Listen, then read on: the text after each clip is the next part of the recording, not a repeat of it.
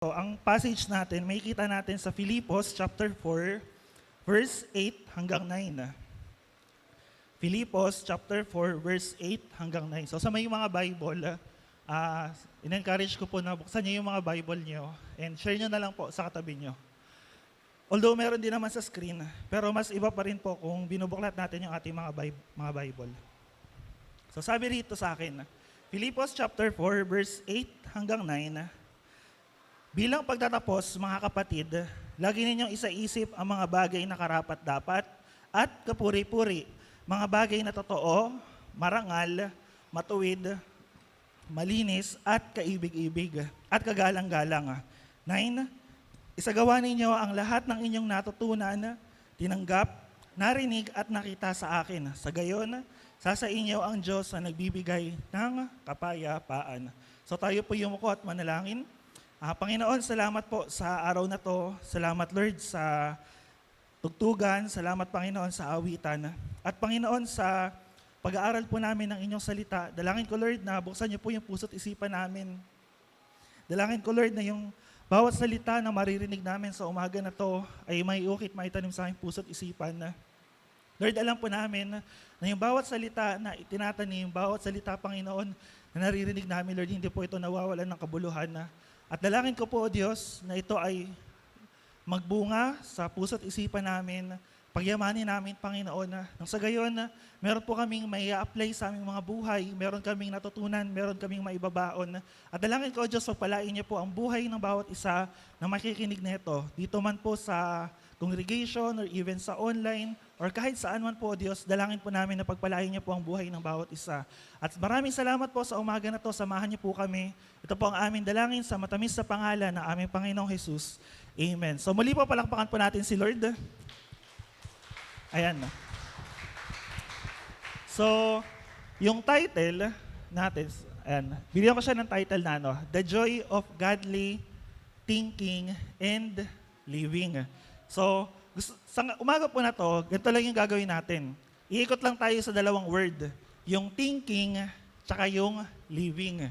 Pero gusto kong maintindihan niyo po na yung, kasi minsan ganito yung pananaw natin. Kapag ka about Bible or about spiritual, parang akala natin hindi natin may enjoy. Kasi bakit?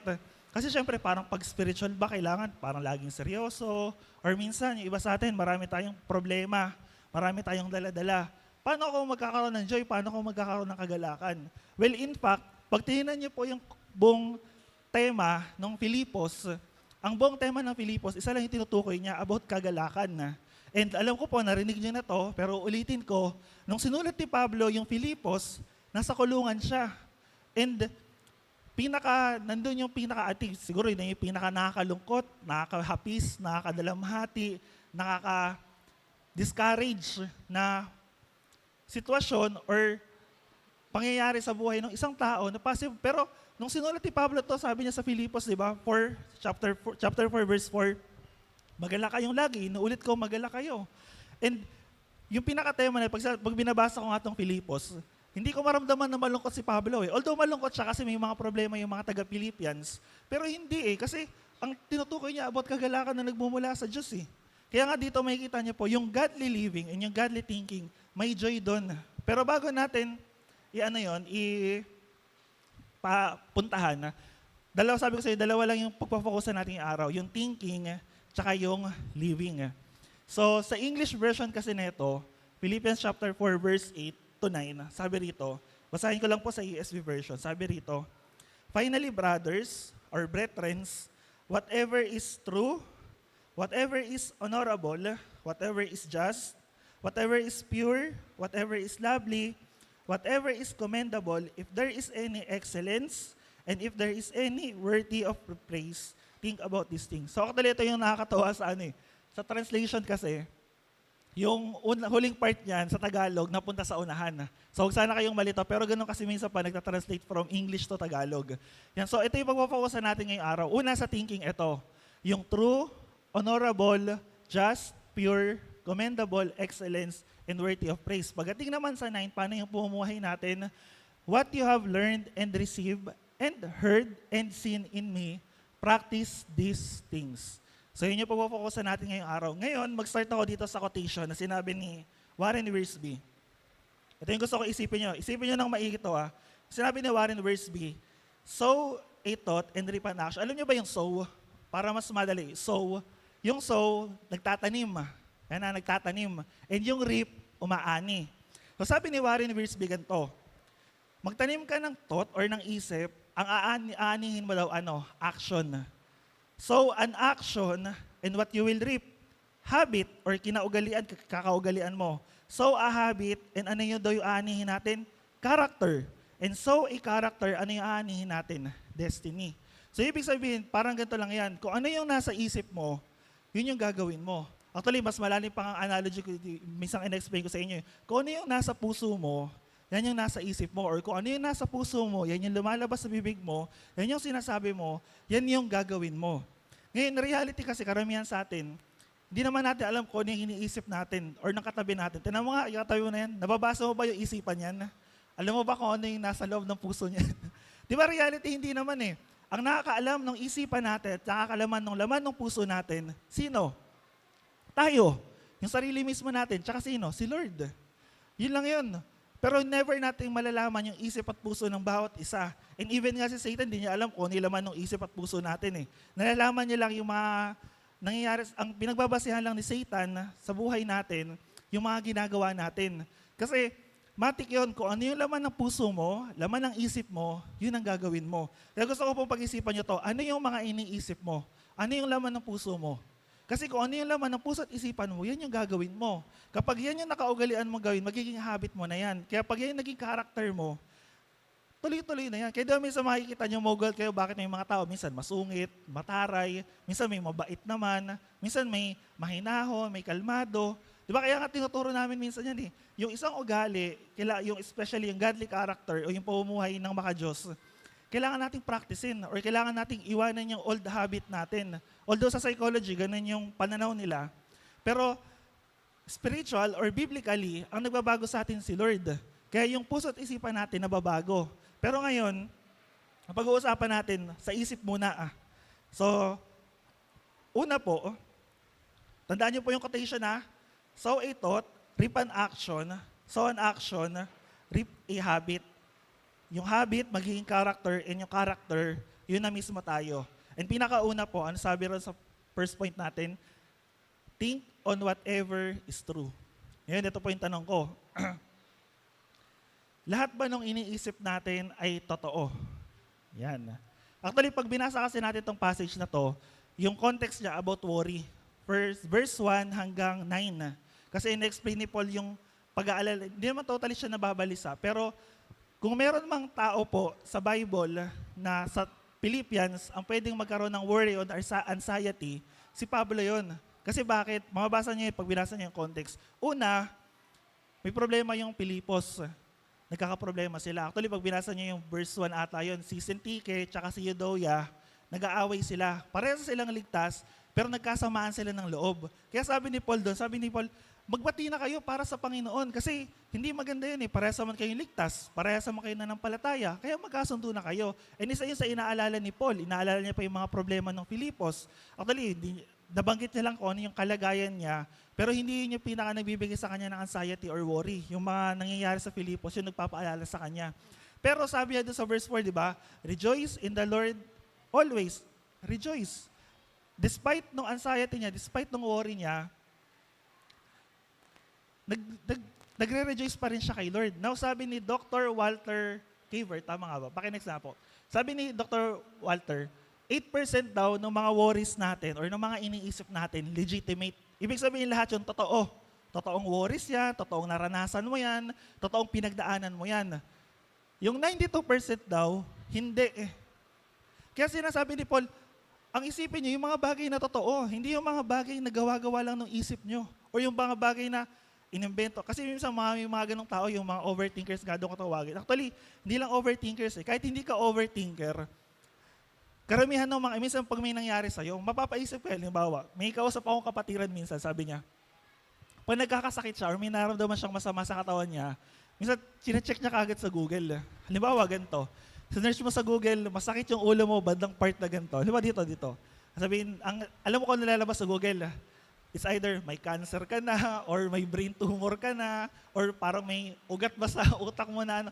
Di ba? Kaya ang mangyayari, syempre ikaw, dahil nga magkakaroon ka na ng anxiety, isipin mo, naku, baka kung ano na nangyayari sa loob ng katawan ko, baka kung ano nang nangyayari. Pero sabi ni Dr. Walter, 8% lang daw yun, totoo. Yung 92%, ginawa lang daw ng utak natin ng imagination. Halimbawa, ganito, may mga tao rin na madaling magbigay ng conclusion. Halimbawa, may nasabi ka, may nagawa ka, ang iisipin niya na kaagad sa iyo kung ano yung sinabi at ginawa mo. Pero hindi talaga niya magigess or maiintindihan ano ba talaga yung totoo. Kaya nga sabi rito, sabi ni Paul, ang isipin niyo, yung mga bagay na totoo. Yung walang kasinungalingan, walang halong pandaraya. Yung totoo, yung hindi yung part ng 92%, yung 8%, ano ba talaga yung totoo? And when it comes sa Bible, ano yung sinabi ng Diyos sa totoo? Sabi actually, sa John chapter 14 verse 6, di ba, sabi ni Cristo doon, ako ang daan, ang buhay, at ang katotohanan. Minsan naging tanong ko po, sabi ko, ano yung pinagkaiba ng totoo tsaka ng katotohanan? Yung true tsaka yung truth. Pero yung tinutukoy kasi ni Paul dito, yung truth. Ngayon, minsan dito tayo nalilito eh. Di ba, alam niyo yung meme na may dalawang tao, tapos sa gitna nila may number 6.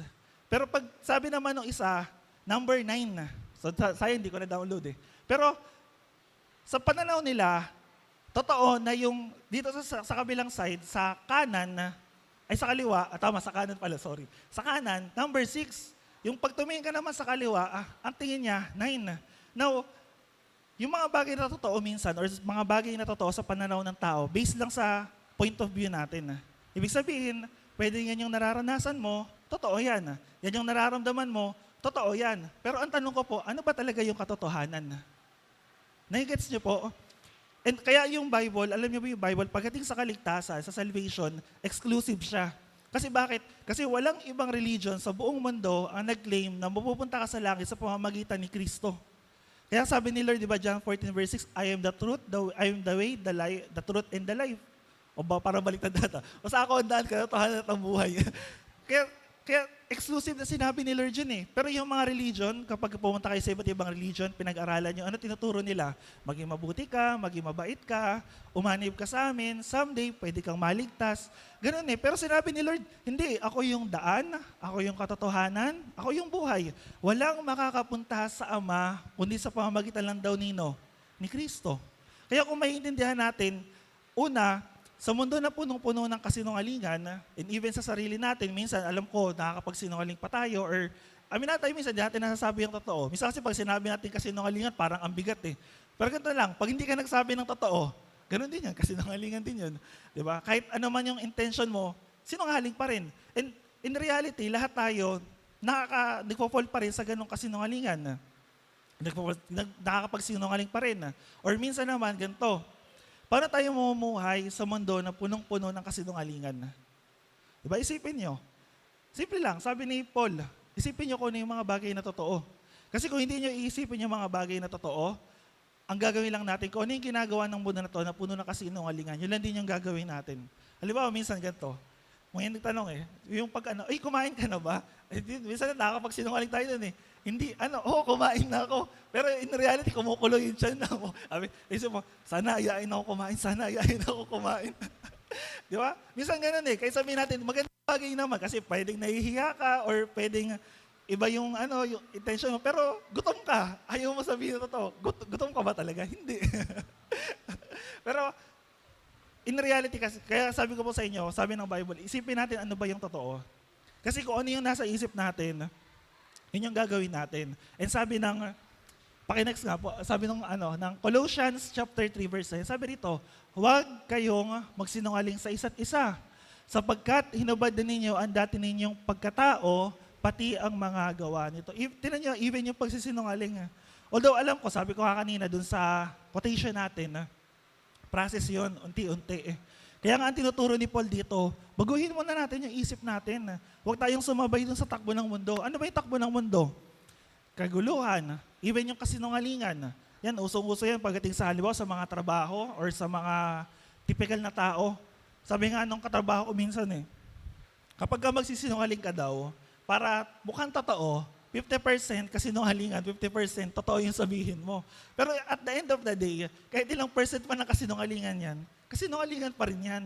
Pero dito sabi ni Paul, wag na tayo magsinungaling sa isa't isa. Sabihin na natin kung ano yung totoo. And especially, sabihin natin kay Lord kung ano talaga yung totoo. Aminin talaga natin. Or hindi bukod sa aminin natin, isipin natin yung mga bagay na totoo.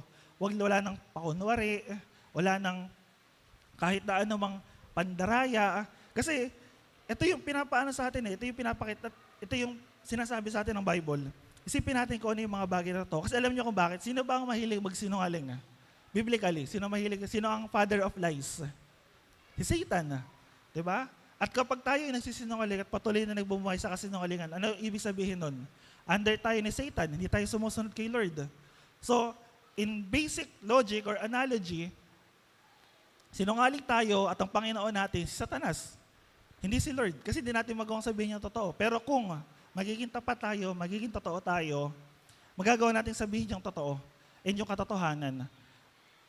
And yun nga yung nakakalungkot sa panahon natin ngayon Even sa social media, even sa mga buhay natin, or sa panahon natin, karamihan ng makikita natin na kasinungalingan or peke. Diba? Minsan sa product diba? Kaya minsan nauso yung mga word na legit Legit ba yan? Oo, legit to. Kahit hindi. Sariwa ba yun? Sa palengke. Sariwa po ba yan? Oo, sariwa to. Pero pinrosen lang pala kahapon.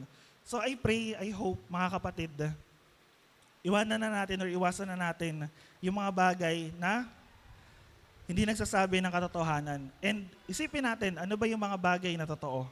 And next po, sabi ng Bible, think on whatever is honorable and just. Yan. Think on whatever is honorable. So kanina sabi, isipin natin ano man yung mga bagay na totoo. Ano ba yung mga bagay na katotohanan? Pagdating dito, sabi rito, think on whatever is honorable and just. Or yung honorable na word po, minsan ang translation niyan, honest or noble, sa yung just, right, or yung sabi rito, isipin natin yung mga bagay na mararangal at matutuwid. Yung mga bagay na karapat-dapat para dun sa respect and yun, yung mga bagay na karapat-dapat and karespe-respeto.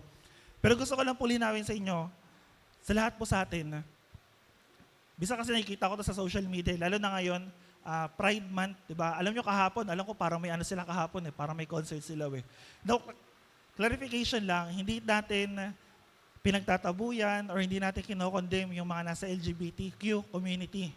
Hindi natin sila tinataboy. Actually, ang prayer nga natin, makakilala talaga sila kay Lord, makatagpo nila si Lord. Pero, hindi ibig sabihin nun, nirespeto natin yung mga bagay na nangyayari sa mundo natin. Like halimbawa, ano yung bagay na hindi natin kayang irespeto? Kasalanan. Diba? Pwede ba natin irespeto yung kasalanan na hindi? Minsan may kita mo sa social media yun Kailangan nyo na lang irespeto kasi ito yung pananaw ko. Kailangan nyo na lang irespect kasi ito yung buhay ko, ito yung kinagawian ko. Kailangan nyo na lang irespect kasi ito na yung parang kailangan mo na lang irespeto kasi ito na yung kasalanan ko. And sasabihin ko po sa inyo, yes, may mga bagay na kailangang irespeto, pero hindi ibig sabihin yung bagay na hindi ka respeto, kailangan natin maging bastos. Kasi sabi rito, kailangan natin isipin, ano ba yung mga bagay na mararangal at ano ba yung mga bagay na tama, matuwid. Ibig sabihin, walang bahid ng kahit na anumang kasalanan. Pero kailangan pa natin pakita sa character attitude natin kahit pa paano, magalang tayong sumagot. Or minsan kahit ganito kahit naman nasa tama ka, pag nangatwiran ka, kung hindi tama yung pananalita mo or hindi tama yung proper use of words mo, pangit pa rin siyang pakinggan. Pero katulad na sasabi ko sa inyo, kailangan natin isipin, ano ba yung mga bagay na marangal at matuwid? Kasi kung hindi natin iisipin yon at based on emotion lang tayo, based on nararanasan lang natin, or sabihin natin emotional tayo, ganun. Kung ganun lang yung pagbabasihan natin, mahirap kasi malalaman agad Ano ba yung nasa isip mo? Bakit yan yung sinasabi mo? Ano ba yung nasa puso mo? Bakit yan yung sinasabi mo? Isang example na ito, halimbawa, sa mga bata, di ba? Minsan, yung mga magulang magsasaway Naalala ko to dati. Huwag ka nga magmura, mura ka ng mura. Tumahimik ako, kaya minsan tatampalin yung bibig ng bata kasi nagmumura. Pero pag narinig mo naman yung magulang, mas malutog pang magmura dun sa anak niya. Kaya minsan yung mga bata, ano nangyayari? Nahahawa. Minsan naglalakad ako, may bata ako nakasalubong. Maliit pa yun I think mga 3 or 4 years old. May hawak siyang cellphone. Tapos nagsasalita siya. nagulat ako, nagmura siya. PI, apakalutong. Sabi ko, alit pa ako ng bata na to, napakalutong na magmura. Tapos, ewan ko kung anong app yun. Yung parang pag nagsalita ka, magta-talkback siya dun sa phone. Parang yung laro ata na po yun eh. Parang ganun. Sabi ko, grabe ka ako itong bata. Tapos, habang nag-aalala siya, hawak ako yung cellphone niya. PI siya ng PI, paulit-ulit. Tapos tumatawa-tawa. Sabi ko, ang hirap ka ako ng ganito. Ang hirap ka ako nung sa mundo, sa labas, yung tinuturo sa atin ng mundo, or nakikita natin, baka na-impluwensyahan na tayo. Baka yung mga honorable or mga matuwid na bagay, nako-compromise na tayo. Baka sa isipan pa lang natin. Kaya mahalaga dito sinasabi ni Paul, isipin niyo, ano ba yung mga bagay na karespeto? Ano ba yung mga bagay na mararangal? Kasi kung hindi natin iisipin yung mga bagay na yon, asahan niyo, kung ano yung impluwensya ng mundo, yun yung ma-adapt natin. Yun yung makukuha natin. Doon tayo lalaki. Kaya sabi rito ni Paul sa Romans chapter 12 verse 17. Romans chapter 12 verse 17. Sabi rito, huwag ninyong gantihan ng masama ang masama. Sabi rito, sikapin ninyong mamuhay ng marangal sa harap ng lahat ng tao. Or sa iba naman, I think sa Romans chapter, Corinthians naman, sabi ni Paul doon, sikapin ninyong mamuhay ng marangal sa harapan ng Diyos at sa harap ng mga tao. Kasi bakit? Kasi kung hindi tayo namumuhay ng may karangalan or ng maayos na pumumuhay, karapat-dapat, tayo rin yung mapupulaan in the end. At ulitin ko sa inyo, ito application na. Pero magsisimula yon saan? Sa isipan natin. Kung hindi natin iniisip yung mga bagay na marangal at matuwid, huwag nating asahan na yung gagawin natin, sasabihin natin, marangal tsaka matuwid din. Nagigets niyo po? Naiintindihan niyo? Kung puro ka ng kasinungalingan, balik tayo sa point natin, kung puro ka ng kasinungalingan, huwag mo asahan ng sasabihin mo totoo. Ang sasabihin mo, puro din kasinungalingan. Kung hindi ka namumuhay ng may karangalan at may katwiran, asahan mo, lahat ng sasabihin mo, wala ring katwiran o wala ring karangalan. Even sa social media. Kahit sabihin niya na yung mga comments niyo, kasi pag nag-comment ka doon, para ka na rin nag-i-expect doon personally. Kung ano yung nasa loob mo, yun na rin yung pinapost mo. Kung ano yung nasa isip mo, yun na rin yung sinasabi mo. I hope, I pray na yung bawat sa atin, sikapin natin na ano man yung laman ng isipan natin, totoo, marangal, matuwid, at ano yung next? Pure, lovely, and commendable. So, doon pa rin tayo sa passage natin sa verse 8, sabi rito, think on whatever is pure, whatever is lovely, whatever is commendable. Yung word na commendable, sa iba yan, admirable or good report. Sa ibang translation. Pero yun yung pag-iisipan natin. Actually, pagka sinerge may kanta pala yan. Hindi ko na lang kakantahin kasi pambata yung kanta. Pero sabi rito, ang isipin natin yung mga bagay daw na malinis, kaibig-ibig, at ano? Ano sa Tagalog yung commendable? Malinis, kaibig-ibig, at kagalang-galang. Now, dun muna tayo sa pure. Yung tatlo kasi na to magkaka-connect na to eh. Yung word na pure, isa lang yung tinutukoy na ito. It is doon sa moral purity. Ibig sabihin, in terms of sexual temptation or sexual impurity, malinis tayo. Kumbaga, ikaw, alam mo sa puso't isipan mo, malinis ka, pure ka. Pero ito pa isang tanong, actually pagtingnan nyo nga lahat ng nasa passage na to, parang kabaliktaran ng lahat ng nasa mundo. Ano yung tuturo ng mundo? Kasinungalingan. Pero sabi rito, isipin natin, totoo. Ano yung pinamumuhay ng mga nasa labas, ng mga makamundo? Walang karangalan, puro kasalanan. Pero sabi rito, isipin natin yung mga bagay na matuwid, yung mga bagay na, tawag rito, mga bagay na, basta yung honorable na lang. And sabi rito, yung mga bagay na pure, lovely, and commendable. Pero pag sa mundo naman, ano ba, iniisip ba ng mga, ang ginagawa ba ng mga tao sa labas or sa mundo ay malinis, kaibig-ibig, kagalang-galang. Pero di ba in reality, minsan parang baliktad pa nga Yan kami sabi ko sa tinuturuan ko, di ba pag tingnan niya minsan yung Bible, parang lagi siyang opposed dun sa pamumuhay natin Pero in reality naman talaga, opposed siya. Kasi bakit? Kasi ang Bible or yung pagiging Kristiyano, spiritual. Kaya nga sabi ng Romans chapter 12, verse 2, di ba? Do not conform to the pattern. Huwag na raw tayong makiayon sa takbo ng mundo na to. Kasi bakit? Pinatawad na tayo, nilinis na tayo, tinubos na tayo, and yung destiny natin, yung reality natin, after ng buhay na ito, saan tayo pupunta? Sa langit. And marami binigay ang Bible about sa mga warning na ganun. Now dito, balik tayo rito. Pag sinabing pure or pag sinabing malinis, tumutukoy ito mostly sa moral purity or sa sexuality. Kapag sa mga immorality, yan, sa mga kasalanan sexual. Kasi in reality, sa mundo natin ngayon, punong-puno na ng kahalayan, punong-puno na ng kalasuan. Kahapon nga, nakita ko lang yung mga pictures ng mga nakasama doon sa celebration ng LGBT. Di ba nakakalungkot pag tingnan niyo yung mga damit nila, yung mga suutan nila, and minsan yung mga parents nalulungkot pa ako doon. Sabi nila, tanggap ko naman yung anak ko kung ano siya. Di ba? Parang ang hirap Parang ano ba talaga yung identity natin sa mundo na to? Na kanino ba talaga yung identity natin? Sino ba talaga tayo? Sino ka ba talaga? Naikiayon ba tayo sa mundo, sa takbo ng mundo na to? Or nababago yung isip natin sa pamamagitan ng salita ng Diyos? Or inisip natin ano ba yung mga bagay na malinis? Yun yung nakakalungkot kasi ang takbo ng mundo na to, huwag tayong humanap ng maganda, malinis, kaibig-ibig sa mundo na to. Kasi bakit? Sabi ng Bible, ang mundo ay pabulok ng pabulok.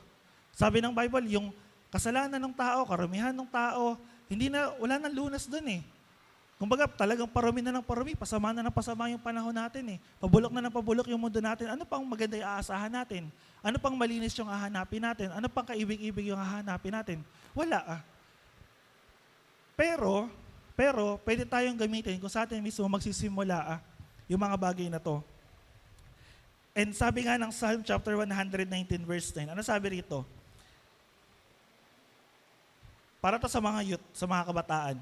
Paano mapapanatiling malinis ang pamumuhay ng sinumang tao sa kanilang kabataan? Sa pamamagitan ng pagsunod sa banal mong kautusan. Simple lang, sabi ng Bible, how can a young man be pure or malinis? Diba sabi, by guarding it according to your word. Paano natin mapapanatili na malinis yung pamumuhay natin? Sa mundo na puno ng kasinungalingan, puno ng kasalanan? Simple lang Basahin natin yung salita ng Diyos. At habang binabasa natin to, nilalagay natin sa puso at isipan natin. Hindi lang basta binasa, yung talagang nasa puso mo, naintindihan mo, naunawaan mo, nai-apply mo. Kasi kung binasa lang natin, wala yan. Kaya nga sabi rito sa English by guarding it according to your word. Ibig sabihin, binabantayan mo talaga. Ibig sabihin, ginagamit mo yung salita ng Diyos para yung mga thoughts, para yung influence, yung pumumuhay ng mundo na to, nabablock agad yung salita ng Diyos and napi-filter out mo. Even sa'yo, pag na-practice natin yan, kaya mo i-filter out yun Yung hindi ka na lang basta kung naisip mo, sabihin mo. May kilala ba kayong ganong tao? Noon may makilala kayong mga ganon Kung ano yung nasa isip niya, sinasabi niya na lang agad Ay, pangit, yung mga ganon.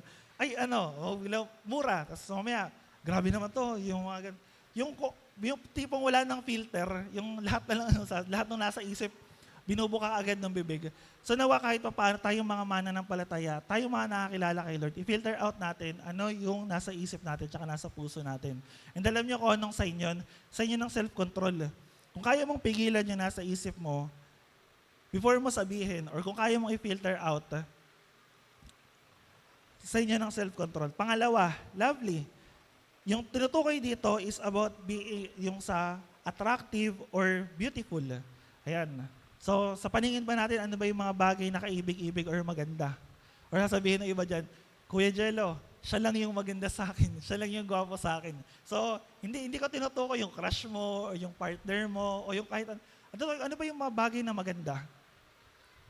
Diba? Maganda na Maganda na yung katabi mo, hindi mo na natutulog ngayong umaga. Yun, maganda yun.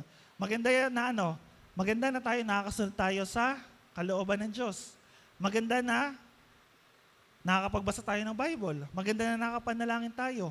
Actually, yun yung mga bagay na maganda. Hindi lang basta, maganda yung maganda yung napuntahan namin nung week na to. Nagpunta kami ng Aurora, napunta kami ng DRT, napunta kami sa Bataan. Hindi Well, maganda yung creation ng Lord. Maganda yun lahat. Pero, ang isipin natin, yung mga bagay na mas kaibig-ibig doon. Kaya pag tinignan niyo yung kaibig-ibig, alam niyo kung ano tutukoy na kaibig-ibig dito? Yung 1 Corinthians chapter 13. Alam niyo yung 1 Corinthians chapter 13? Ang topic niya about love. Minsan kinakot natin yun Diba? Ang pag-ibig ay ganito, ang pag-ibig ay ganyan, ang pag-ibig ay ito, ito. Pero minsan, pag kinakot natin yon, hindi naman natin na-apply sa sarili natin. Pinupush natin sa iba. Sabi sa Bible, ang pag-ibig daw ganito. Since hindi mo ako minamahal na ganito, hindi ka ganito. Hindi ganun. Ang application ng Bible sa sarili po natin. Kasi sabi rito, kung isipin natin kung ano yung mga bagay na kaibig-ibig, i-reflect natin sa sarili natin. Yung 1 Corinthians chapter 13, verse 4 to 7 yun, na-apply ba natin? Nakikita ba sa buhay natin? Diba sabi daw, pag-ibig ay matyaga, mapagpatawad, mahinahon. Check na natin, baka mali ako ng tinuturo sa inyo. Check lang natin, 1 Corinthians chapter 13.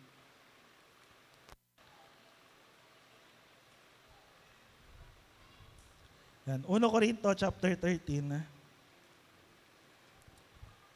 Sabi doon, ayan, verse 4. Sabi rito, ang pag-ibig ay matyaga, magandang loob, hindi mainggitin, hindi mayabang, hindi mapagmataas man, hindi magaspang ang pag-uugali, hindi makasarili, hindi magagalitin o mapagtanim ng sama ng loob sa kapwa.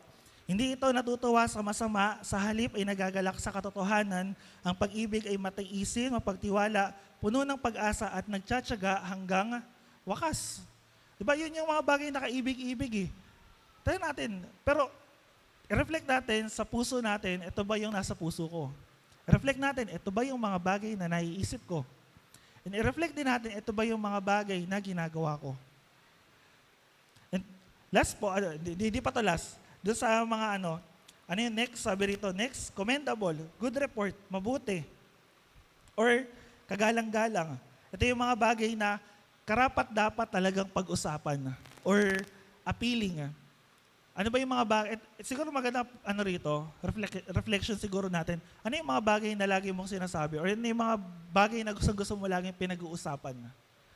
Ayan. Ano yung mga bagay na lagi mong sinashare sa iba? Ba? Ano ba yun? Chismis ba yan? Or latest sa West Philippine Sea? Ano pa? Balita? Or yung K-drama na napanood? Ano yung bagong K-drama ngayon? Queen of Tears ba yun? O yung mga gusto natin pinag-uusapan? Ba? Anime ba yan? O yung mga napanood na mga drama-rama natin? Ano ba yung mga bagay na commendable? Ano yung mga bagay na gusto natin pinag-uusapan? Kasi kung ano yung mga bagay na pinag-uusapan natin, saan tayo interest, doon pinapakita ko ano ba talaga yung nasa isip natin. Ano yung madalas natin pinag-uusapan? Halimbawa, may kaibigan tayo, nasa group of friends tayo. Ano yung lagi natin sinishare? Ano yung lagi natin kinikwento? Or baka nakalimutan natin ikwento yung salita ng Diyos. Baka ang dami natin pinagkwentuhan, sinishare, sinasabi, nakwento mo na yung talaan ng mga ninuno at ng mga salinlahi ninyo. Pero alam nyo kung ano yung pinakamaganda, yung commendable? Simple lang, yung Word of God. I-share nyo. Kasi bakit? Ano yung benefits nun? Ano yung reality nun? Eternal salvation. Malay mo yung kaklase mo, yung kaibigan mo, kapamilya mo, sinera mo ng Word of God, binigay mo ng Word of God, makakilala. Diba? May kakwentuhan ka na may problema, sharean mo, pag-pray mo. Malay mo, hipuin ni Lord. Ako hindi mo malay. Pero ako, sabi ng Bible, lahat ng mga binhi na tinatanim natin, lahat ng mga salita ng Diyos na itinatanim natin, hindi naman nawawalan ng kabuluhan yan eh. Babalik at babalik yun eh. Hindi man natin anihin, pero at least ang pinakamahalaga, babalik siya kay Lord. Nakakilala siya kay Lord. Yun yung masarap na yun yung masarap sa pakiramdam eh. Hindi lang yung dumami tayo rito, yung marami tayong nahayuan, marami ka na-share, marami ka na-aakay. Hindi lang yun eh. Yung maraming makakilala, yung minsan may magsasabi sa'yo, Kuya, thank you kasi nag-share ka sa amin. Kuya, thank you. Ate, thank you. Tay, Nay, thank you kasi ikaw yung ginamit ni Lord para makakilala ako. Yun yung pinakamasarap sa lahat. Kasi bakit? Kasi alam mo na totoo. Minsan kasi pag nagbilang lang tayo or nagparami lang tayo, parang masaya lang tayo kasi marami tayo. Pero ang tanong, yung na-sharean ba natin, yung kasama ba natin talagang totoo kay Lord? Tandaan nyo hindi po mapepeke nung mga ginagawa natin, yung laman ng isipan natin. Or pwede ganito, pwede natin i-deceive yung mga tao sa ginagawa natin. Pero later on, kalaunan, lalabas at lalabas yan. Kung ano yung nasa loob ng puso mo, nasa loob ng isipan mo, minsan lalabas yan sa mukha mo. Kung ano yung expression ng mukha mo. Tala mo yung katabi mo na yan. Sige, titigan mo muna. Kasi totoo yun. Pag galit ka, punong-puno ng galit yung puso mo, hindi mawawala yun. Now next, sabi rito, think on whatever is excellence or possess virtue or karapat dapat and whatever is praiseworthy or kapuri-puri. So, ano na tayo? Kanina, totoo, marangal, matuwid, kaibig-ibig, malinis, kagalang-galang. Sabi rito, isipin natin yung mga bagay na karapat-dapat at kapuri-puri. Sabi rito, kung yung mga bagay na iniisip natin ay puno ng virtue or puno ng excellence, mamomotivate tayo nito na mas gawin pa ko ano yung mga bagay na ginagawa. Di ba? Actually, alam niyo, like ko sinasabi, humahanga ako sa mga kabataan natin ngayon. Alam niyo kung bakit?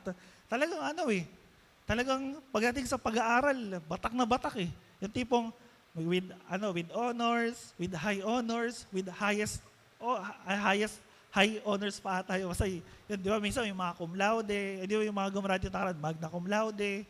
Di ba nakakatawa yung mga ganun eh. Kasi bakit? Alam mo na nag-excel sa buhay. Sabi rito ng Bible, kung yung iniisip natin about excellence or virtue, mas magpupush tayo na gawin yung mga bagay na yun. Halimbawa, itong mga bagay na to, yung mga nabanggit dun sa unahan, sa itaas, kung yun yung lagi iniisip natin at yung mga bagay na magaganda, mas pa tayo, mas mamotivate pa tayo na, gawin ko pa to, at pagbutihan ko pa yung mga ginagawa ko, galingan ko pa. Actually, mababaw kasi yung word na galingan. Siguro pagbutihin ko pa yung mga ginagawa ko. Di ba minsan ganun, halimbawa, may kaibigan ka, magaling siya sa isang gawain. So ano ginagawa natin, di ba? Ikaw din, ginagalingan mo rin. Pero wag naman sanang, bida-bidaw, o wag yung bida-bida na, kaya mo yan, kaya ko rin yan. Kaya mo to, o di mo kaya yan, bahala ka dyan. Hindi ganun.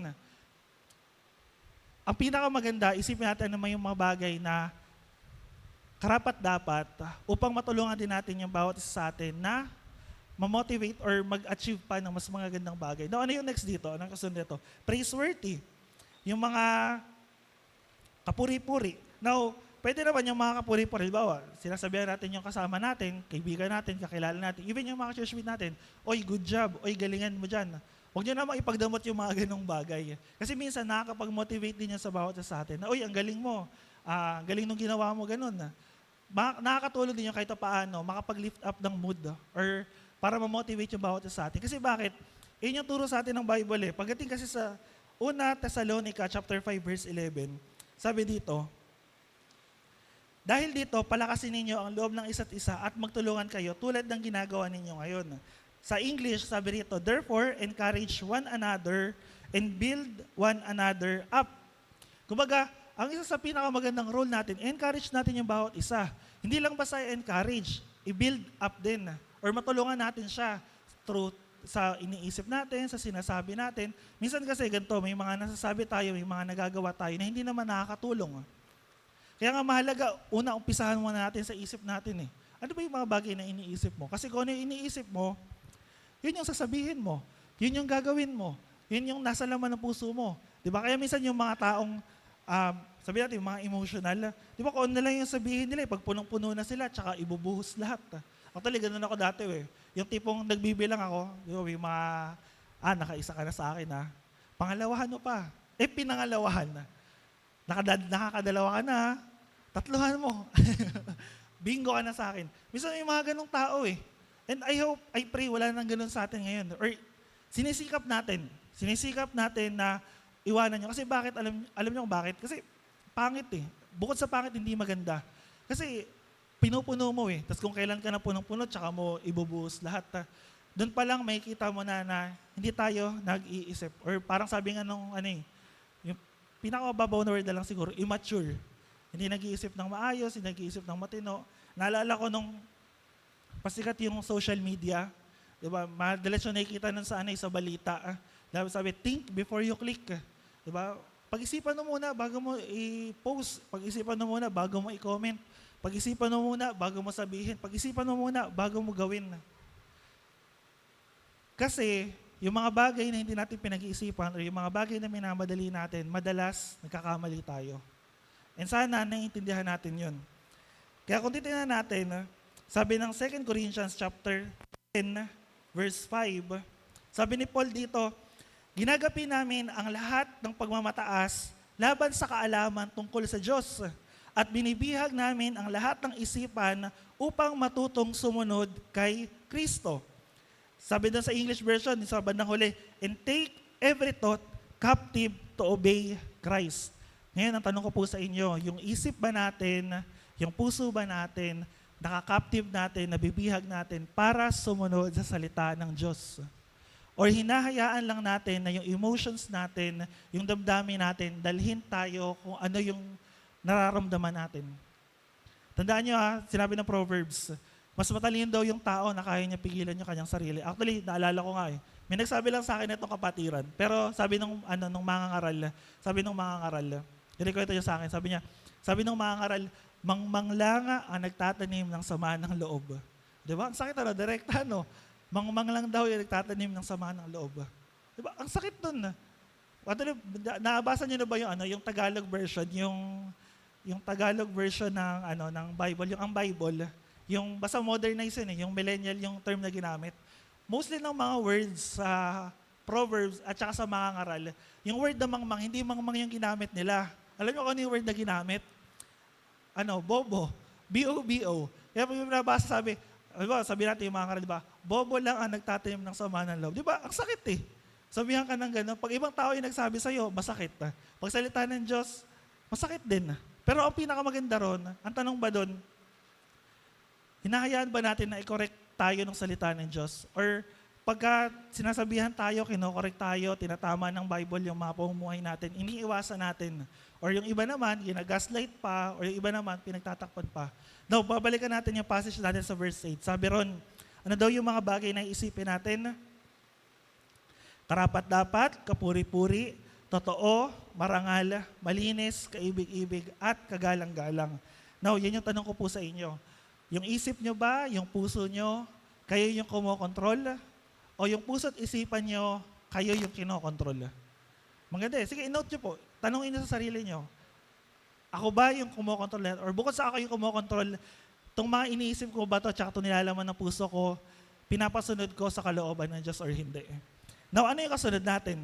Kanina, godly thinking. Ngayon, godly living. Sa verse 9, ano sabi ng verse 9? Isagawa ninyo ang lahat ng inyong natutunan, tinanggap, narinig, at nakita sa akin. Sa gayon, sa inyo ang Diyos na nagbibigay ng kapayapaan. Now, pag tingnan nyo to, maganda yung mga word na sinabi rito. Isagawa ninyo ang inyong mga natutunan or sa English, learned. Tapos tinanggap, receive.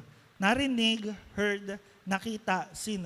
Now, lahat ng mga bagay na natutunan natin sa Bible, katulad sa sabi ko kanina, hindi natin pwedeng pekein kung ano yung nasa loob natin. Now, una, hindi natin pwedeng pekein kung ano yung natutunan natin. And hopefully, sana lahat ng natutunan natin, hindi lang basta natutunan, sabi ron, tinanggap. Pag sinabing tinanggap, hindi lang siya basta information na pumasok sa isip mo. Nalagay mo siya sa puso mo na ito yung katotohanan, ito yung reality, ito yung sinasabi ng salita ng Diyos. Minsan kasi pag nilagay lang natin sa isip natin, para ka lang nag-aral sa school.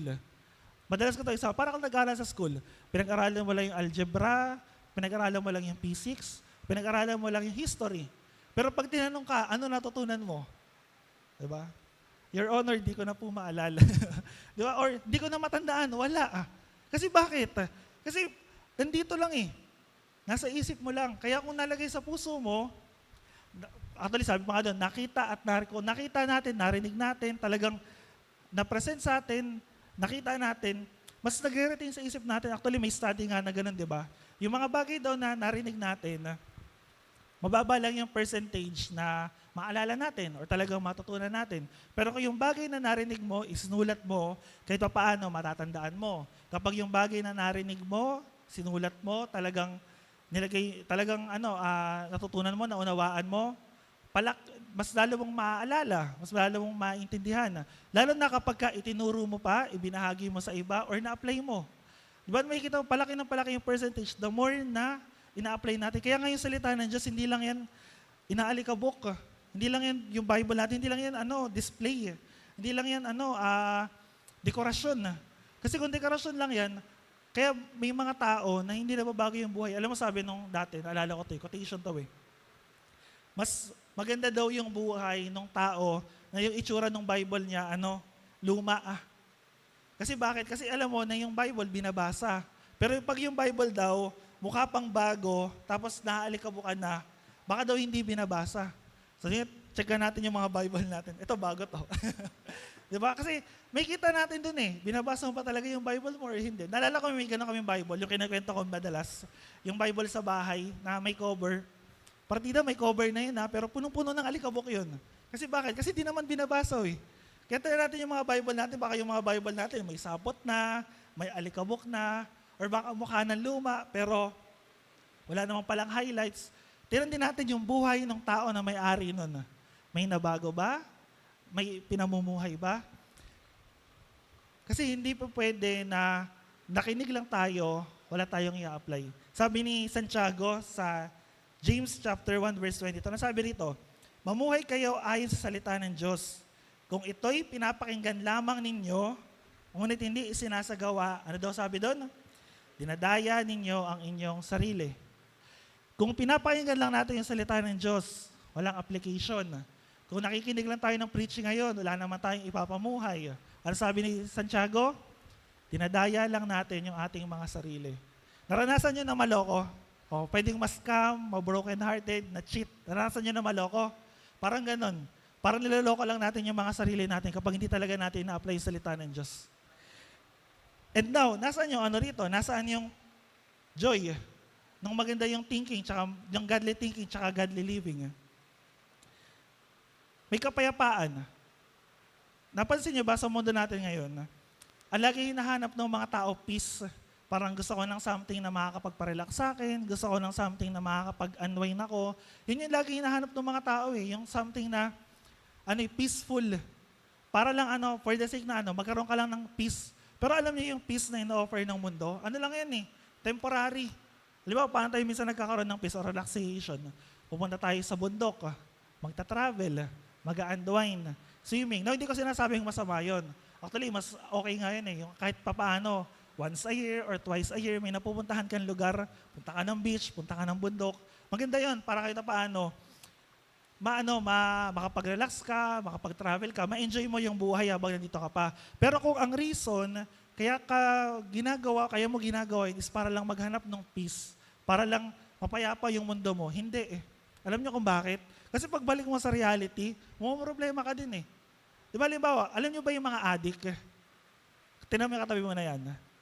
Hindi yan. Pwede rin, pero sana hindi. Or hindi na nag-a-addict. Sabi, kuya, addict sa'yo, yung mga ganun. Hindi. Alam niyo ba yung mga addict? Based sa study, ganito yung ginagawa nila. Pag nakatikim sila ng sabihin natin, shabu or cocaine, after mawala nung feeling, nung high, hanapin nila ulit yan. Yung epekto ng sigarilyo, ganun din. Yung epekto ng alak, ganun din. At alam niyo sa panahon natin kung ano yung modern addiction, possible yung mga ganun. Pwedeng hanap ng peace, hanap tayo wala naman siguro sa atin dito, araw-araw nagta-travel, Unless lang yun talaga yung trabaho niya. Pero yung halimbawa, araw-araw hanap ng ina-unwind mo. Minsan kasi ganun nakahanap ka na ng peace, ito, parang payapa ako dito. Pagbalik mo sa reality ng buhay, problemado ka pa rin Kaya minsan biro namin sa mga nagiinuman dati. Uminom ka. Ano nangyari? Nawala ba yung problema mo? Hindi. Kasi pag nahimasmasan ka na, matatauhan ka Oo nga, Hindi pa rin nawala yung problema ko. Nadagdagan pa nga. Kasi bakit? Hasakit pa ulo mo. Pag nag-addict ka sa pag-iinom, ano susunugin sa'yo? Atayin mo. Yung bato mo. And then, ano pang mangyayari? Mas lalo pang lumaki yung problema mo. Mas lalo pang sumakit yung ulo mo. Di ba nakikita nyo? Kaya yung ino-offer ng mundo sa atin, minsan nakapayapaan, na relaxation, hindi totoo yun Mga peke yun Ang totoong kapayapaan, nagmumula kay Lord. And kung yung iniisip natin, na ayon sa salita ng Diyos, yung pinamumuhay natin, ayon sa salita ng Diyos, kahit paano, magkakaroon tayo ng kapayapaan. Kalimutan ko tuloy. Kaya pag tingnan niyo yung passage natin, yung verse 8, actually, pag tingnan niyo yung verse 7, 8, 9, yung 8, napapagitnaan siya ng dalawang word na peace. Tingnan niyo yung verse 7. Sabi sa verse 7, ang kapayapaan ng Diyos na hindi kayang maunawaan ng tao ang siyang mag-iingat sa inyong puso at pag-iisip dahil sa inyong pakikipag-isa sa Kanya. Pagdating naman sa 9, ano sabi doon? Sa gayon, sa inyo ang Diyos na nagbibigay ng kapayapaan. Kaya kung titingnan natin, yung pag-iisip natin, yung pamumuhay natin, na ayos sa salita ng Diyos, magkakaroon tayo ng kapayapaan mula sa Diyos. Actually, yung verse 7 sa English, sabi doon, and the peace of God will guard your heart. Ibig sabihin, yung kapayapaan ng Diyos, malalagay sa puso natin. And pagdating naman doon sa 9, sabi ron, and the God of peace, yung Diyos mismo na nagbibigay ng kapayapaan, ano daw? Mag-guide sa atin, sasamahan tayo. Naalala ko na yung sinasabi ko kanina. Kaya sabi ni Paul sa Corinthians chapter 4 ata to, 1 Corinthians chapter 4, sabi niya, hindi ko sinasabing wala akong kasalanan. Pero malinis yung aking budi. Ibig sabihin, malinis yung konsensya ko. Oo, nagkasala ako. Oo, makasalanan ako. Pinatawad ako ni Kristo. Hindi ibig sabihin nun, hindi ako nagkakasala. Pero alam ko, sa sarili ko, may kapayapaan ako. Yung iniisip ko, yung nagagawa ko, lahat yung pinatawad na ng Diyos, lahat yun, tinubos na ng Diyos. And magkamali man ako ulit, or magkasala man ako, alam ko na yung kapayapaan ng Diyos, kasama ko pa rin, nasa sa akin pa rin. Pero kung yung kapayapaan ng mundo yung hinahanap natin, never nating mahanap yung kapayapaan ng mundo na to, ng kapayapaan dito sa mundo na to. Kwento ko na lang po. Mahaba pa naman yung oras ko, no? Mga 5 hours. Ay, wala. Kwento ko na lang. Naalala ko, napunta na kayo ng DRT. Ano? Karami naman sa atin napunta na ng DRT. Alam yung madalas natin pinupuntahan na, di ba? Yung Tilapilon, yung Balistada, yung mga falls doon. Naalala ko, hindi ko alam kung 15 years ago na ba to. Basta more or less 15 years ago. Napunta kami doon nung medyo bata-bata pa kami. Ang pinuntahan namin doon, yung Valdivia Falls. Alam niyo yung Valdivia Falls? Ngayon kasi, pag pinuntahan niyo yun, may diretso ng daan doon, tapos yung lalakarin niyo, maikli na lang. Para magpa-park lang kayo sa gilid ng kalsada, tapos konting lakad, tapos falls na. Noon, napuntahan namin yung DRT. Bandang Akle pa lang, kung alam mo yung Akle, yung may quarry doon, yung gawa ng semento. Napuntahan namin yun, hindi pa ganun. Yung daanan niya, rough road. Alam mo yung tipong pag umulan, yung lalambot yung lupa, tapos mababalahaw ka na. Ganun na ganun yung, nung pinuntahan namin yun, noon pa. Hindi ko alam kung naalala nila mama yun. Pero makasama namin yung mga katrabaho niya. Tapos ngayon, pagdating namin doon sa may Akle, papunta kami doon sa may tanaw namin yung biyak na bato. Tapos, wala doon sa pinagparadahan namin, papunta doon sa Valdivia Falls, yung Valdivia Falls na yun, 2 hours kaming naglakad. 2 hours yun, binaybay namin yung ilog na yun. Alam ko, naalala nila mama yun eh. Sabi nung mga nandaroon, saan pa tayo pupunta? Doon lang po sa di ba ito po bundok na to? Yung pangalawang bundok, nandun lang po yung yung pupuntahan natin. Imagine yung pangalawang bundok, pero 2 oras kami naglalakad. Now, nung time na yun, hindi ko malaman kung bakit nga ba kami nasama doon or ano yung reason. Pero nung nandun kami, alam mo, naranasan namin, una, naglakad ka ng 2 hours. Mainit. Pwede siguro yung iba, may enjoy. Pero ako nung time kasi na yun, parang hindi ko na-enjoy kasi nilagnat ako nun eh. Pagdating namin sa falls, nilagnat ako so hindi ako nakaligo. Bali, lumubulub lang ako tapos umuwi na kami. Tapos hindi rin kami nag-enjoy kasi ilang oras lang kami nag-stay doon. Hindi rin kami pwedeng umuwi ng gabi kasi possible daw, baka daw maharang kami ng mga syndicator, NPA doon. So kumbaga parang I think 2 hours or 3 hours lang kami nagstay doon sa Valdivia Falls. Tapos ngayon, pabalik na kami, maglalakad na naman kami ng 2 hours. Nung papunta kami, alam ko nasunugan kami ng clutch. So kumbaga sira na yung sasakyan ng time na yon, yung jeep. Ang gamit pa namin nun, yung jeep na yung pamasada. So imagine niyo yung punta na yon noon na. Ganun na ganun yung itsura nung iniisip ko siya kagabi, sabi ko, sa panahon kako natin ngayon, ang daming tourist spot.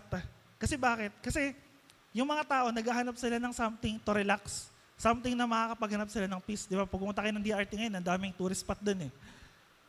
Pero, looking back, 15 years ago, pag pumunta ka ng DRT, hindi ka marirelax eh. Hindi ka magkakaroon ng peace. Kasi bakit? Imagine mo, rough road. Pangalawa, ang tagal mo maglalakad. Tapos masisiraan ka pa ng sakit. Nasaan yung peace dun? May-enjoy mo lang yung lugar, yung place. Parang lang eh. Kung noon, pupuntahan mo lang siya for the sake of experience. Kaya noon sabi ko, pag inisip ko, sabi ko, siguro yung mga pumupunta noon, kung pupuntahan natin yung DRT ngayon, na ganun yung setup niya, sobrang adventurous mo talaga eh. Yung tipo naghahanap ka lang ng thrill sa buhay mo. Kasi hindi ka magkakaroon ng kapayapaan eh. Kasi ang hirap eh, ang layo nun eh. Pag naalala ko pa yun, sabi ko, natatawa na lang ako eh. Pero nung nabalik kami lately, di ba, pag nakita niyo, di ba, ang sumutundaan, ang ganda, halos 30 minutes minsan nalakaran lang papunta dun sa pinaka-spot na pupuntahan nyo. And minsan ganun yung hinahanap ng mundo. Kaya nga yung panahon natin ngayon after ng pandemic, di ba, nag-boom yung tourism eh. Ang daming mga lugar na pwede mong puntahan. Pero ang tanong ko po sa inyo, saan kayo naghahanap ng kapayapaan? Saan nyo hinahanap yung peace? Sa lugar? Sa tao? Especially tao, hindi kayo mabibigyan ng kapayapaan yan. Oo, di ba yung quotation, may mga partner, siya ang pahinga ko. Yung mga ganyan. So may mga, siya ang pahinga ko. In-stress ka, binuwisit ka, inasar ka. Siya pa ba yung pahinga mo? Diba? May nakachat na babae, na lalaki. Overthink, selos ka agad. Siya pa ba yung pahinga mo? Sa mundo natin ngayon, saan ka makakahanap ng pahinga? Hindi, wala kang mahanap ng pahinga. Wala kang mahanap ng kapayapaan. Pero kung yung iniisip natin, yung pinamumuhay natin, ayon sa salita ng Diyos, magkakaroon tayo ng kapayapaan. And sabi rito, pinakita na ba yun? Ano yung indicator natin ng peace? Ay ano yung indicator natin na yung ginagawa natin kalooban ng Diyos? Simple lang. May kapayapaan. Ayun yung nabanggit ko kanina. Kasi, ito rin yung lagi tinuturo sa amin. Halimbawa, paano mo malalaman na yung ginagawa mo kalooban ng Diyos? Talungin niyo ako, paano? Sige po, paano natin malalaman na yung ginagawa natin kalooban ng Diyos? Alam niyo kung paano? Kung may kapayapaan. Yun lang yun. Wala nang iba yun. And sa amin pong mga nagpipreach, sa amin mga nagpe-prepare ng message, ito yung laging challenge sa amin. Minsan nagpe-prepare kami 1 week, nag-iisip na kami ano yung ipipreach namin sa Sunday, ano ipipreach namin sa Linggo. Minsan nagka-create na kami ng outline, nabuo na namin. Pero kahit anong isip namin, anong pray namin, walang kapayapaan eh. Lord, ito ba talaga yung pinapasabi mo? Lord, ito ba talaga yung ipipreach namin? Halimbawa, sa course na kinuha natin, sa mga nag-aaral, sa track na kukunin nyo, sa senior high, yung track ba na yun, may kapayapaan ba sa'yo? May kagalakan ba doon? Or napilitan ka lang kasi no choice? Yung relationship ba na papasukin mo, may kapayapaan ba doon? Or wala? Yung trabaho na pinagpipray mo, pupuntahan mo, may kapayapaan ba doon? Isang bagay lang po mga kapatid, kung talagang kalooban ng Diyos yung ginagawa natin, isang bagay na hindi mawawala sa atin, payapa tayo. Yung puso natin at peace. Hindi mo kailangan mag-worry, hindi mo kailangan mag-alala, hindi mo kailangan mabalisa, hindi mo kailangan malungkot, hindi mo kailangan matakot. Although yes, mararamdaman mo yon. Pero yung hindi mawawala yung kapayapaan na nagmumula sa Diyos. And kapag tingnan niyo po, ano yung tinuturo sa atin ng verse 8, yung lahat ng bagay na nabasa natin, yung tawag rito, yung pagiging totoo, marangal, matuwid, malinis, kaibig-ibig, kagalang-galang, karapat-dapat, kapuri-puri. Alam niyo kung sino yung pinapakita nito or sino yung dinedescribe nito? Simple lang, si Jesus Christ. Si Lord. Kumbaga kung meron daw mang briefest, shortest description ni Kristo sa Bible, Philippians chapter 4 verse 8. Ano na yung tinuturo sa atin ng Bible? Ito yung isipin natin. Kaya sabi ng Colossians, diba, ituon natin yung mga isip natin sa mga bagay na makalangit, sa mga bagay na kinaroroonan ni Kristo. And dito ako magtatapos sa verse na to, 1 Corinthians chapter 2, verse 16. Kung tayo ay nanampalataya kay Kristo, tayo yung mga anak niya, si Kristo yung Panginoon natin. Ano sabi ni Pablo? Sino ang nakakaalam ng pag-iisip ng Panginoon? Tagalog ba yun dito? Ay, English na lang pala. Yan. For who has understood the mind of the Lord? Sino yung nakakaalam, nakakaunawa?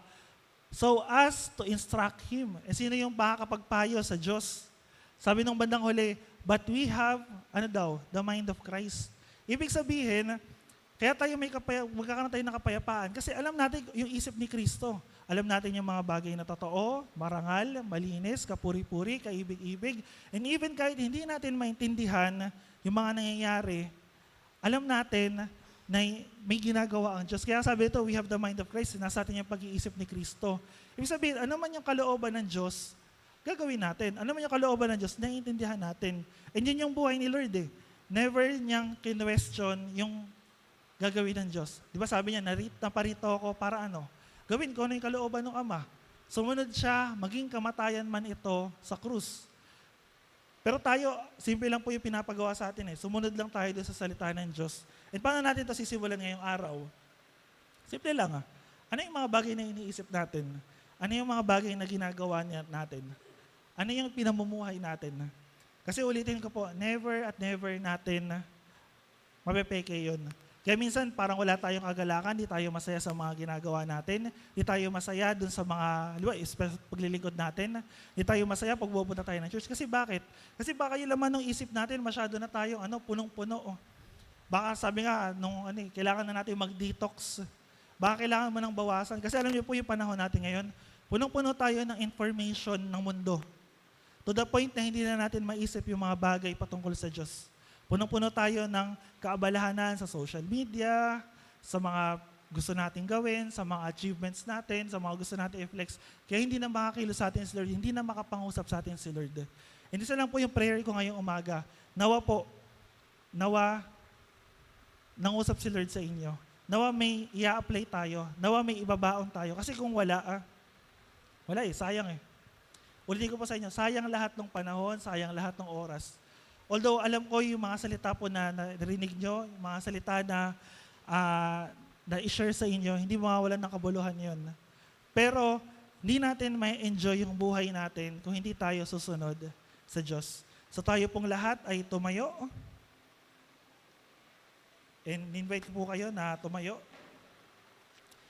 And ngayon, isipin natin, halimbawa, alam mo sa isip mo na may mga bagay ka na iniisip na hindi ka lugod-lugod kay Lord or hindi ka rapat-dapat or opposite ng mga bagay na nabanggit kanina. Hindi ka lang nakakaalam nun.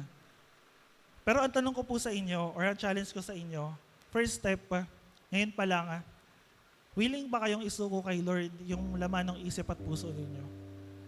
Kasi kung hindi natin susuko yung puso at isipan natin kay Lord, walang mangyayari sa atin eh. Paulit-ulit lang tayo, ganito lang tayo, or yung isip natin marumi pa rin, magulo pa rin. Yung peace na hinahanap natin, hindi natin matatagpuan sa mundo na to. Yung joy na hinahanap natin, yung kasiyahan na gusto nyo, yung kasiyahan na gusto natin. Hindi eh. Pwede natin i-enjoy for the briefest moment, yung pinaka-maikli lang, pero hindi natin talaga ma-enjoy. Kasi bakit? Yung isip natin, yung puso natin, punong-puno ng kasalanan, karumihan, kasinungalingan, pagdududa, kawalan ng pananampalataya, mga bagay na hindi kalugod-lugod sa harapan ng Diyos.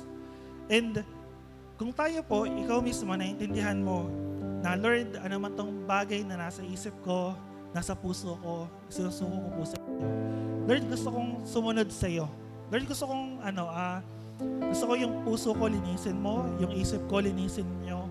Gusto ko, Lord, na magkaroon ng desire sa puso ko na bumalik sa dati, pag-aralan yung salita mo, lumalim sa relasyon namin sa inyo. Pag-pray natin, yumuko tayo, ipanalangin natin. Ikaw yung nakakaalam ng puso at isipan mo eh. Ikaw yung nakakaalam kung ano naman yan. Ikaw nakakaalam kung ano yung talagang mga dinedesire mo. And kung kinakausap ka ni Lord ngayon sa umaga na to, and alam mo na hindi nakakalugod yan, isuko natin kay Lord. Ano mang mga karumihan, ano mang mga kasalanan, ano man yung nasa isipan natin, ano man yung iniisip natin, ano man yung nasa kaloob-looban ng puso natin, isuko natin sa Diyos. Tayo po yung manalangin. Lord, salamat po sa araw na to. Salamat, Panginoon, sa mga salita niyo po na narinig namin. And Lord, I pray, katulad po na natutunan namin, Panginoon, maging laman ng isipan namin, O Diyos, yung mga bagay na kagalang-galang, karapat-dapat, kapuri-puri, mga bagay na totoo, kaibig-ibig, malinis, Panginoon, marangal, O Diyos. Lord, bagamat yung mga isipan namin madalas, O Diyos, nahahaluan ng mga kasalanan, ng kahalayan, ng kasinungalingan, ng kawalan ng pagsunod, kawalan ng pagtitiwala, pagdududa, Panginoon. Lord, sa inyo po namin ito isinusuko. Panginoon, dapat ko ano man yung laman ng isipan ng bawat sa amin. Ikaw po yung mag-search neto, O Diyos. Hindi lang yung isip namin, Panginoon, even yung puso namin, Panginoon. Sapagkat alam po namin na kahit matagal na kami, Minsan akala namin matured na kami, Panginoon. Even Lord, yung pride, yung self-righteousness, Panginoon, search niyo po sa puso ng bawat isa. Minsan akala namin okay na kami. Minsan akala namin sumusunod naman pala kami. Minsan akala namin masaya naman pala kami or payapa naman pala talaga yung ginagawa namin. Pero Lord, in reality, hindi namin talaga makita yung kagalakan, yung kapayapaan. Hindi talaga kami nakakapamuhay ng may kalinisan. Hindi talaga kami nakakapamuhay ng naayon sa inyong kalooban. Panginoon, lahat po ng kasalanan na ito isinusuko po namin sa inyo, O Diyos. Dalangin ko, Lord, na linisin niyo po yung puso't isipan namin. Dalangin ko, Lord, na ilinisin niyo po, Panginoon, yung aming mga kasalanan. Hugasan niyo po, O Diyos, ang inyong banal na dugo. Dalangin ko, Lord, na yung mga salita niyo po na narinig namin, na itanim sa aming puso't isipan, O Diyos. Lord, lumago ito, mamunga ito, Panginoon. Lord, pagyamanin namin to, O Diyos. And even, Lord, yung mga nanghihina sa amin spiritually, yung nagkukulang kami sa pagbabasa ng Bible, sa devotion, or even sa pag-journal, Panginoon, or binabaliwala namin, Panginoon, yung inyong mga salita. Lord, dalangin ko, tulungan niyo po kami, O Diyos, na muling makabalik sa inyo. Or even, Lord, yung paglilingkod namin, Panginoon, yung paglilingkod namin, mababaw, out of duty na lang, O Diyos. Wala pong maalab ng paglilingkod sa inyo, yung desire na maparangalan ka, mabigyan ka ng kaluwalhatian. Lord, patawarin niyo po kami, O Diyos. Patawarin niyo kami, O Panginoon, kung yung paglilingkod namin, yung mga ginagawa namin, punong-puno ng sarili namin, punong-puno ng self-reliance, punong-puno ng pagtitiwala sa sarili namin, punong-puno ng puro kalakas sa sarili namin. Patawarin niyo po kami, Panginoon, kahabagan niyo po kami, O Diyos. Lord, dalangin ko, nagisingin niyo po yung puso ng isipan ng bawat isa. Simulan namin na isipin namin yung mga bagay, Panginoon, na nasa kalangitan. Isipin namin yung mga bagay, Panginoon, na naayon sa inyong kalooban. Sapagat alam namin, Lord, na kapag nabago yung puso at isipan namin, O Diyos, mababago yung aming mga ginagawa, mababago yung aming buhay, mababago yung aming character, mababago yung aming attitude. Lord, dalangin ko ang araw na to, ipagpalain niyo po, Panginoon, sa bawat isa na makikinig na ito. Dalangin ko, Lord, aalis kami sa lugar na to, na meron kaming daladala, meron kaming baon na pinagpala niyo po yung buhay ng bawat isa. Meron kaming gagawin, Panginoon. May challenge sa puso namin na ibalik yung ayusin yung relasyon namin sa inyo. May challenge sa puso namin, Panginoon, na gawin yung mga bagay na ginagawa namin nung una, Panginoon. May challenge sa puso namin, Panginoon, na hindi kami basta-basta aayon sa takbo ng mundo na to, Panginoon. Bagkus, Lord, susundin namin kung ano po yung naaayon sa inyong kalooban. Panginoon, maraming salamat po sa araw na to. Salamat, O Diyos, at dalangin ko, Panginoon, sa lahat po ng nangangailangan ng kapayapaan, ng kagalakan, ng pag-ibig, Panginoon, even, Lord, ng pagtitimpi, pagtsatsaga, katapatan, Panginoon, sa aming pong buhay. Dalangin po namin, Lord, na maranasan po namin sa mga kapatid po namin na nangangailangan ng kagalingan. Sa pangalan po namin, Panginoon Jesus, dalangin namin, Lord, yung kagalingan. Lord, gisingin niyo po muli ang puso at isipan ng bawat isa. Maging tapat kami nawa, Panginoon, sa lahat ng aming mga ginagawa. At gawin namin to lahat, O Diyos, upang mabigyan ka po namin ng karangalan at ng kapurihan, Panginoon. Lord, maraming salamat sa araw na to. Pinupuri ka po namin, sinasamba ka namin, niluluwalhati namin ang inyong dakilang pangalan. Ikaw lamang po ang maparangalan sa araw na to. Ito po ang aming dalangin sa matamis sa pangalan ng aming Panginoong Jesus. Amen and amen. Palakpakan po natin ang ating Diyos.